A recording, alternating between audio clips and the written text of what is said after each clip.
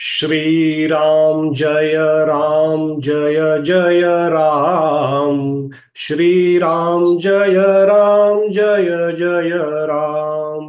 श्री राम जय जय राम। श्री राम जय जय राम। सद्गुरुनाथ महाराज की जय।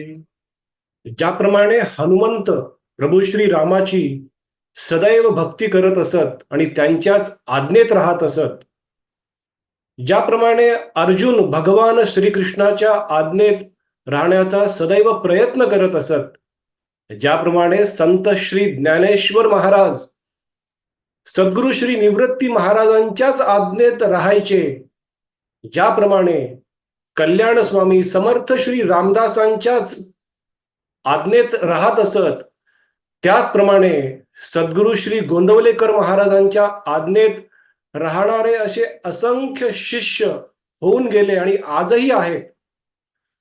पण सद्गुरु श्री गोंदवलेकर महाराज यांना समर्पित झालेले, ज्यांनी त्यांचं जीवन श्री गोंदवलेकर महाराजांच्या चरणकमलावर वाहून ठेवलेले होते, असे 8 प्रमुख अधिकारी शिष्य यांच्याबद्दल आपण आज 9 भागामध्ये चर्चा करणार आहोत. आजच्या भागामध्ये आपण त्या प्रमुख अधिकारी शिष्यांची थोडक्यात माहिती आणि श्री गोंदवलेकर महाराजांच्या जीवनाचं थोडक्यात दर्शन करण्याचा प्रयत्न करणार आहोत.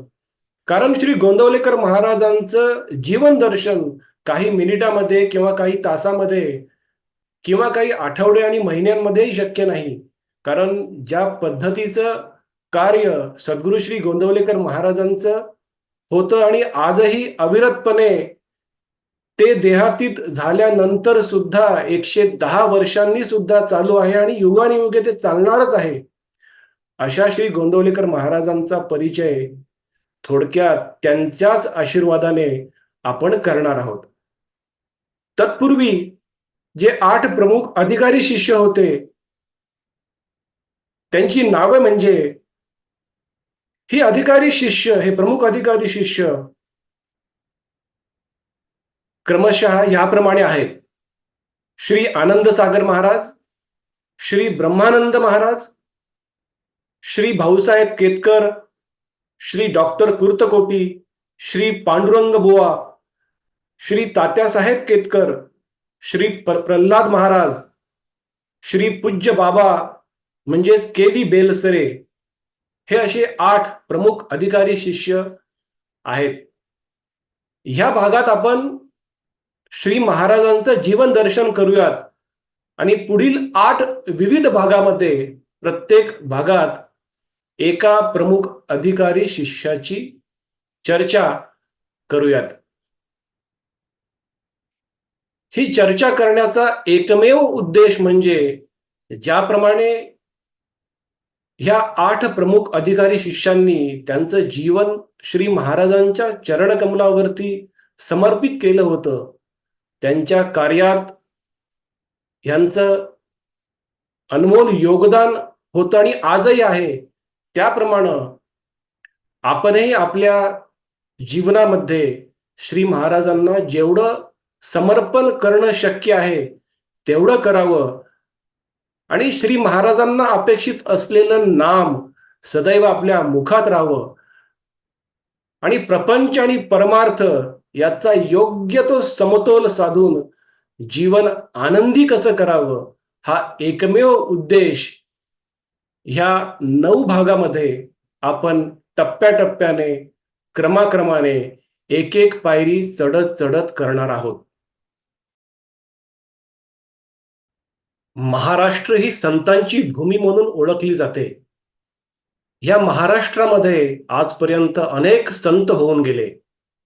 संत श्री ज्ञानेश्वर महाराज, जगद्गुरु तुकाराम महाराज, संत एकनाथ, समर्थ रामदास स्वामी, या संतांच्या मांदियाळीमध्ये जर कुणी एक संत 19व्या शतकात जन्मले असतील आणि ते या मांदियाळीमध्ये असतील तर ते म्हणजे आपले सद्गुरू श्री गोंदवलेकर महाराज. गोंदवले हे आज भारतामध्ये पुण्यक्षेत्र म्हणून प्रसिद्ध आहे, ते म्हणजे फक्त सद्गुरू श्री गोंदवलेकर महाराजांमुळेच. गोंदवलेकर महाराजांच्या घरामध्ये मागील 7 पिढ्यात पंढरीची भक्ती केली जायची. त्यांचा जन्म एका सात्विक कुटुंबामध्ये 1845 ह्या वर्षी झाला. त्यांचं नाव, जन्मनाव गणपती. गणपती हे अगदी गुटगुटीत आणि आनंदी बाळ होतं. त्यांच्याकडे अलौकिक गुण होते. भगवत भजनाची आवड, एकपाठीपणा, अन्नदान आणि दीनदुबळ्यांचा कळवळा हा त्यांना लहानपणापासूनच होता. त्यांची अध्यात्माची ओढ पाहून त्यांची मुंज वयाच्या 8व्या वर्षीच झाली आणि 9व्या वर्षीच ते गुरुशोधार्थ पलायन करण्याचा एक विफल प्रयत्न त्यांनी केला. पण त्यांच्या घरच्यांनी त्यांना परत शोधून आणलं आणि 11व्या वर्षी श्री महाराजांचा विवाह झाला. तरी सुद्धा त्यांच्या मनामध्ये गुरुभेटीची तळमळ ही अखंड चालतच होती. त्यासाठी ते सर्वस्वाचा त्याग सुद्धा करायची तयारी होती. 12व्या वर्षी लंगोटी निशी प्रयाण त्यांनी केला आणि गुरुशोधार्थ भारत भ्रमण करण्याचा त्यांनी प्रयत्न केला. या भारत भ्रमण करण्यामध्ये त्यांनी अनेक संतांच्या भेटी घेतल्या. भारत भ्रमण करण्याची सुरुवात त्यांनी सांगली पासून केली. त्यानंतर ते मिरजला गेले, सटाणा, अक्कलकोट, हुमनाबाद, काशी, दक्षिणेश्वर अशा विविध ठिकाणी विविध संत महात्म्यांना ते भेटले. प्रत्येकाने त्यांना अति प्रेमाने जवळ केले, पण त्यांना सांगितले की तुझे गुरुपद माझ्याकडे नाही. आणि त्यांना श्री समर्थ संप्रदायी श्री रामकृष्ण महाराजांनी एहेळे गावच्या श्री तुकाराम चैतन्याकडे जाण्यास सांगितले. एहेळे गावला गेल्यानंतर श्री महाराज तिथे 9 महिने राहिले आणि त्यांनी तुकाराम चैतन्यांची अविरत अविश्रांत गुरुसेवा केली. खडतर कसोट्या घेऊन त्यांची देहबुद्धी पूर्णपणे नष्ट झाल्याची खात्री झाल्यानंतरच श्री तुकाराम चैतन्यांनी त्यांना अनुग्रह दिला आणि त्यांचे नाव ठेवले ब्रह्मचैतन्य. श्री महाराजांनी 15व्या वर्षी पूर्ण सिद्धावस्था प्राप्त केली. 2 वर्ष ते नेमिषारण्यात सुद्धा राहिले आणि त्यानंतर मुख्य तीर्थक्षेत्र करून घरी जावे असं त्यांच्या सद्गुरूंनी म्हणजे श्री तुकाराम चैतन्यांनी सांगितलं होतं. ही गुरुआज्ञा शिरसावंत्य करून ते निघाले. तीर्थाटन करून ते 9 वर्षांनी परत गोंदवल्यास आले. त्यांची पत्नी जी त्यांची वाट पाहत होती, त्यांच्यासह ते परत गुरुदर्शनास श्री तुकाराम चैतन्य महाराजांकडे गेले. त्यांच्या पत्नीचीही त्यांनी नामस्मरणात आणि ध्यानधारणेत उत्कृष्ट तयारी करून घेतली होती. त्यांना एक पुत्ररत्न सुद्धा प्राप्त झाला, पण तो काही महिन्यातच स्वर्गवासी झाला. त्यानंतर त्यांची पत्नी ही सुद्धा वैकुंठवासी झाली. श्री महाराजांच्या आईंच्या आग्रहाखातर श्री महाराजांनी पुनर्विवाह केला, पण तो एका जन्मांध मुलीशी, त्यांना आपण आज आई साहेब म्हणून ओळखतो. श्री महाराजांचं कार्य म्हणजे श्री रामनामाचा प्रसार, सामान्य प्रपंचिकांना पेलेल असा परमार्थ मार्ग दाखवण्याचे कार्य. त्यासोबत सदाचार, नामस्मरण, सगुणोपासना, अन्नदान आणि सर्वांबद्दल प्रेमभाव. ह्या कार्याची सुरुवात त्यांनी आपल्या वाड्यातच प्रभू श्री राम, सीता व लक्ष्मण यांच्या मंदिराची स्थापना करून केली. त्यानंतर त्यांनी तिथेच एक राम मंदिर, एक दत्त मंदिर, एक धर्मशाळा, शनी मंदिरही स्थापन केले. 1901 मध्ये काशी यात्रेसाठी प्रयाण करत जेव्हा ते त्यांच्या आईसोबत गेले होते तेव्हा त्यांच्या मातोश्रींनी अयोध्येत देह ठेवला. 1876 आणि 1896 ह्या साधारणतः 2 दशकांच्या काळामध्ये गोंदवल्यामध्ये खूप दुष्काळ होता.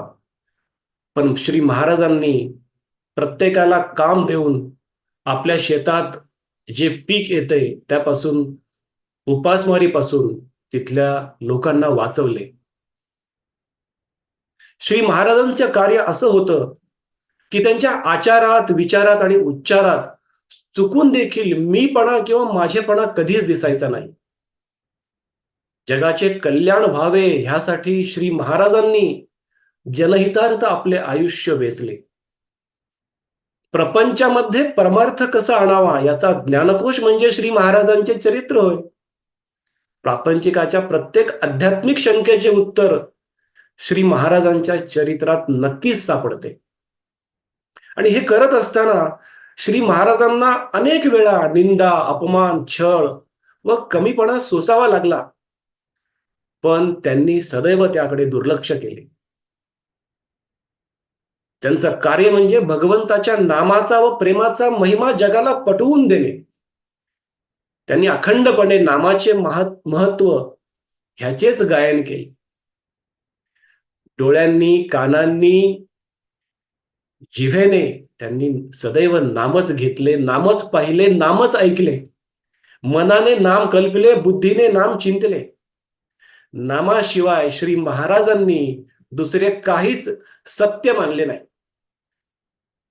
अशा थोर महापुरुषाचा 22 डिसेंबर 1913 येथे त्यांनी देह ठेवला.